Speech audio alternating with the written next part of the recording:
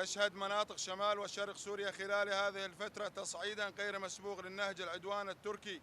الذي شمل البشر والشجر والحجر في مختلف المناطق،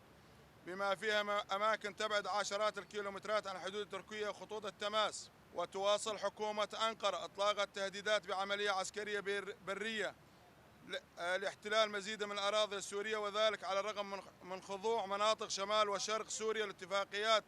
وقف إطلاق النار برعاية كل من الولايات المتحدة وروسيا الاتحادية منذ أواخر عام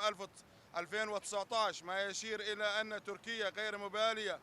بالإرادة الدولية وبالسلام الإقليمي والدولي ولا بمواثيق حقوق الإنسان، ولا يعنيها توطيد حالات الأمن والاستقرار في المنطقة بقدر ما تهتم بانتعاش تنظيم داعش وبث الروح فيه مجددا، إضافة لإنشاء مناطق موالية لها وخاضعة لنفوذها ضمن الأراضي السورية، حتى لو تطلب ذلك إجراء عمليات تهجير واسعة وتغيير ديموغرافي ممنهج. ونحن كممثلين عن القبائل والعشائر السورية نعتبر التهديدات والاعتداءات التركية موجهة لنا كلنا، ولا تستهدف مكونا بعينه أو فئة دون أخرى، فكلنا شعب واحد وهدفنا مشترك، ونحمل ذات الأمل وتصيبنا ذات الآلام.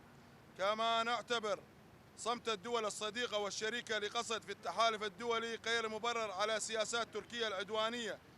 واستهدافها للمدارس والمشافي والجوامع وسبل العيش وتقويض الاستقرار والسلم الأهلي. واجب عليهم رفع الصوت واتخاذ مواقف أكثر صرامة وإيجاد الحل السياسي، وعليه فإننا وبكل أطيافنا الوثنية والدينية والطائفية والفكرية نعلن وبكل إصرار عن استمرار ثقتنا الكاملة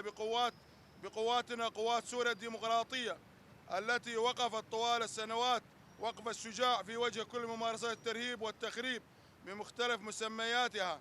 والوقوف معها في خندق واحد وتقديم الإمكانيات اللازمة للمعركة المحتملة. نناشد مؤسسات الإدارة الذاتية اتخاذ كافة الإجراءات اللازمة بخصوص تأمين متطلبات الصمود لشعبنا في المرحلة القادمة. المجد للشهداء والشفاء العاجل للجرحى والمصابين.